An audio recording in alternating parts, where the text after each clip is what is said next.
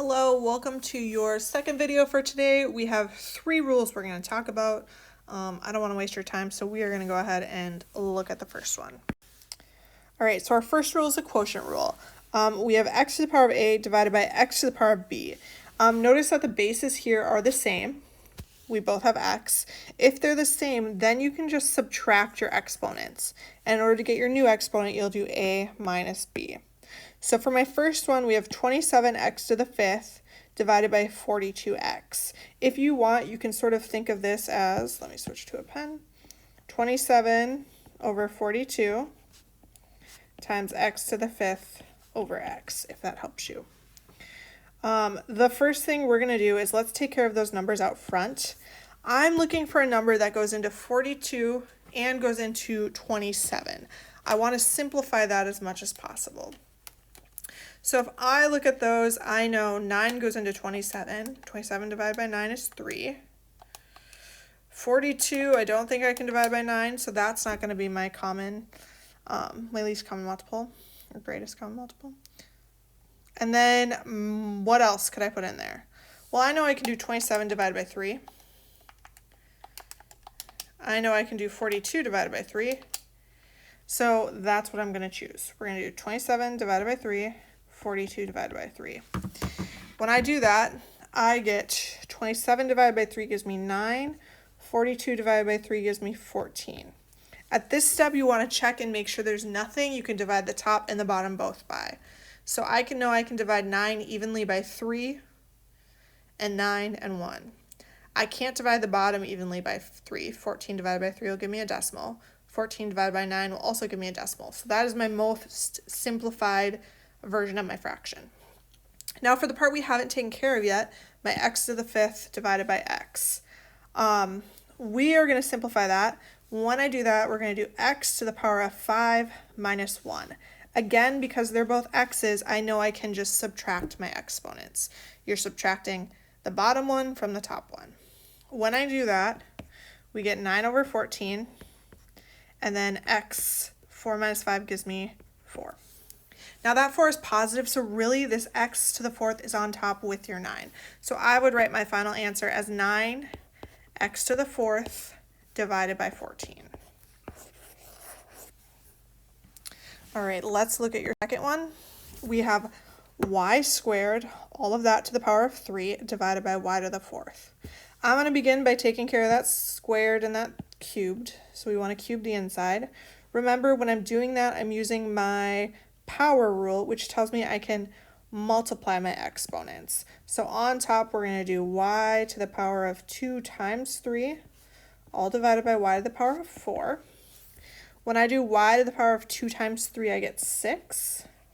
So we have y to the power of 6 on top, divided by y to the power of 4.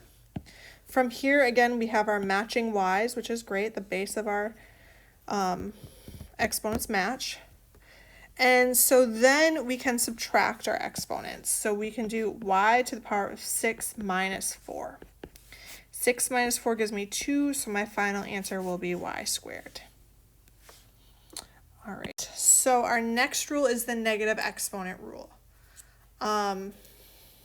I clearly didn't change my slide because that is not the negative exponent rule, so I will fix that on yours. But for mine, I'm just going to cross it out and show you. If I have x to the power of negative 1 equals something, in order to make my exponent positive, I'm going to move that to the opposite side of my fraction. So if I have x to the power of negative 1 divided by 1, that is the same as 1 over x to the power of a. Similarly, if I had 1 over x to the power of negative a, I'm going to flip my fraction. So that's the same as x to the power of a over 1. So really, when it's a negative exponent, you're just moving it from either the top or the bottom of your fraction. Let's look at our first example. We have negative 5x to the power of negative 2. I don't want a negative exponent, so I'm going to go ahead and I have to move this whole thing. Oops, that's not a highlighter. That's not a highlighter either. To the other side of my fraction. Now, right now it doesn't look like there's a fraction. Remember, it's really being divided by 1. So I'm going to take x squared and I'm going to move it to the bottom. My negative 5 will stay on top. divided by, and then we'll have x to the power of 2. All right, my next example, we have 4k squared divided by 8k to the 5th. I'm going to start by simplifying my numbers out front. We have 4 divided by 8. I know I can divide both of those by 4. So if we have 4 divided by 8 times k squared over k to the 5th. Again, I can divide 4 by 4. I can divide 8 by 4. When I do that, 4 divided by 4 gives you 1. 8 divided by 4 gives you 2. Now looking at that second fraction, notice that our bases match. We have a k, we have a k. So I can go ahead and subtract my exponents. So we're going to do times k to the power of 2 minus 5. When I do that, we still have our 1/2. My k is 2 minus 5, which gives me -3. So this is times k to the power of -3. And the -3 was also on top. So really, we have k to the power of -3 divided by 2. I didn't do any magic there. The 1 is still secretly in front of k. Really, at this step, there's your division bar, it just extends across the whole thing. So k has been on top the whole time. My last step is I don't really want to mess with a negative exponent. So I have to figure out how do I move that to make it positive. Well, my negative exponent is on top. Oops, I did not want to erase. I wanted to highlight. So I'm going to move that whole thing to the other side of my fraction bar. That means that is moving down to the bottom. Notice I still have that 1 on top, so we'll keep 1 on top. Divided by, my 2 is still on the bottom, but now I also have k to the power of 3. So my final answer would be 1 divided by 2k to the power of 3. All right, so for this one, we have a new rule. It's the 0 exponent rule. It's pretty simple. Anytime you have x to the power of 0, that is the same as 1. And x could be 2 to the power of 0. It could be w to the power of 0. Anything raised to the power of 0 equals 1. So for my first problem, we have 7 times x to the power of 0. Notice that there's a little multiplication sign there, even if it isn't written. The only thing I'm raising to the power of 0 right now is that x. So that tells me that we have 7 times 1, because x to the power of 0, this whole thing, equals 1.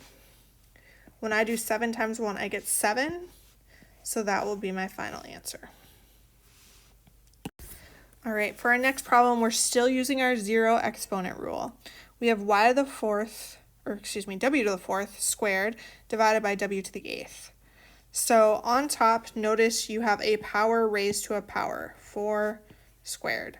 So we're going to go ahead and multiply our powers together.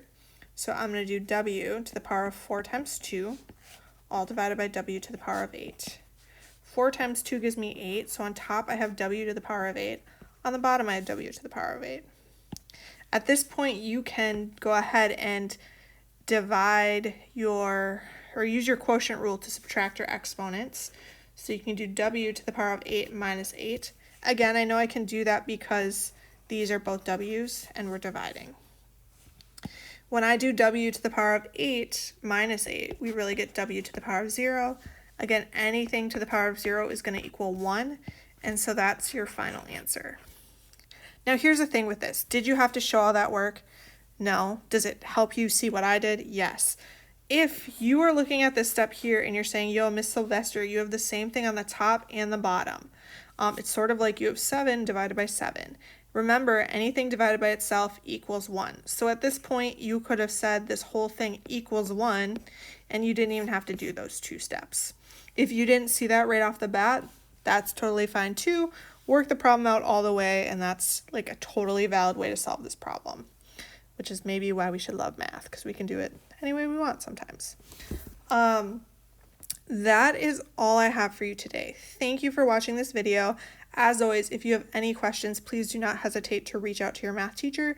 We would love to help you.